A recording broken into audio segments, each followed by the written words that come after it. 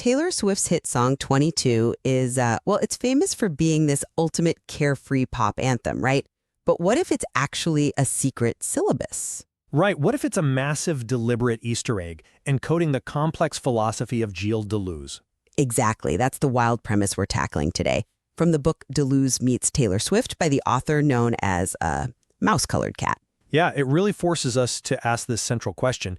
Did Swift meticulously engineer a post-structuralist masterpiece, or is the book's author just brilliantly projecting high-level philosophy onto stadium pop to make a broader point about our culture? Right, and I'll be taking the stance that Swift is intentionally encoding this philosophical message. And I'm arguing that the author is creatively projecting this philosophy onto organic pop themes. So when you look at the sheer volume of evidence in the book, I just can't accept this as a happy accident. I mean, the epigraph points to a 2022 admission from Swift where she explicitly says she's been encoding her lyrics with hidden messages since she was like 15. Sure, but Wait, let me just add, the author maps out nearly 200 philosophical correspondences across her work. At a certain point, coincidence just becomes a deeply unsatisfactory explanation, you know? Swift is actively constructing a puzzle here. I hear that, but look at the author's own caveat right in that same epigraph. They write, or perhaps we are simply reading all too well. Well, yeah. Deleuze's philosophy relies heavily on the concept of the rhizome, which is essentially this non-hierarchical, sprawling network where things connect unpredictably, not in a straight, rigid line. Right, a web of connections. Exactly. And if you think about being 22, it naturally captures that chaotic, shifting identity. You can be happy, free, confused, and lonely at the same time, simply because that is the organic experience of youth. It really doesn't require Swift to have a post-structuralist textbook hidden in her guitar case. Okay, but that lucky overlap theory really starts to fall apart when you look at the exact mechanics of the lyrics. Take the line about having breakfast at midnight. Oh, I love that part. Right? The author points out this isn't just some quirky detail about staying up late. It is a precise representation of delusion deterritorialization. Meaning, taking an action completely out of its normal context to break a structural rule. Exactly. By moving breakfast entirely out of the morning, she effectively kills Chronos, the rigid adult calendar of how time is supposed to work. And she rewires identity in the process. That is a strong reading. But let me just give a quick analogy. If a detective finds 200 perfect fingerprint matches at a crime scene, they don't call it an accident. They call it a master plan. Why do we consistently deny Swift that level of intellectual agency? But they aren't her fingerprints. That's the entire point of the books afterward. The author is the one wearing the detective hat here.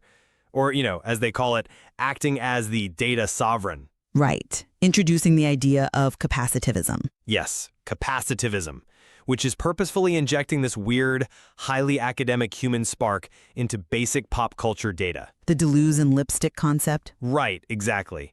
The author is deliberately colliding these two worlds, throwing heavy academic theory directly into a stadium pop concert to mess with our digital ecosystems. To prevent digital autophagy. Yeah, where algorithms just lazily feed us the same predictable loops of our own data. By crossing these wires, the author breaks the algorithm's ability to easily categorize us. The genius here is the author's conceptual vandalism, not Swift's secret syllabus. Well, that's a fascinating way to look at it. But even if the author is utilizing capacitivism to disrupt algorithms, that doesn't erase the source material's intrinsic depth. How so? The text explicitly states that Taylor Swift doesn't explain philosophy, philosophy listens to Taylor.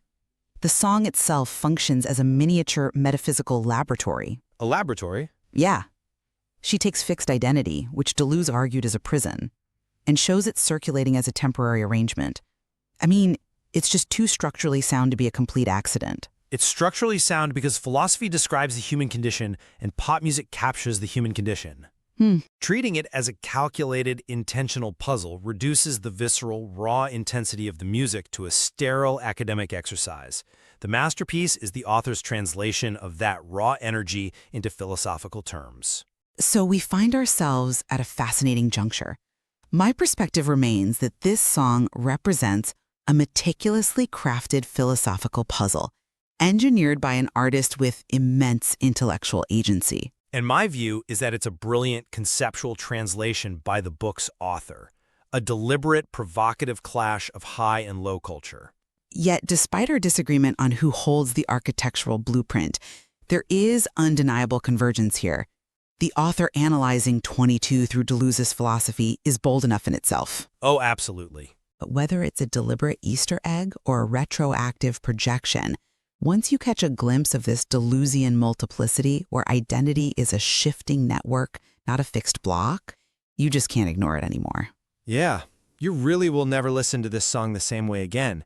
Once you notice the intricate philosophical patterns baked into the lyrics, you can't just go back to hearing it as a simple, transparent pop hook. The light hits it entirely differently now.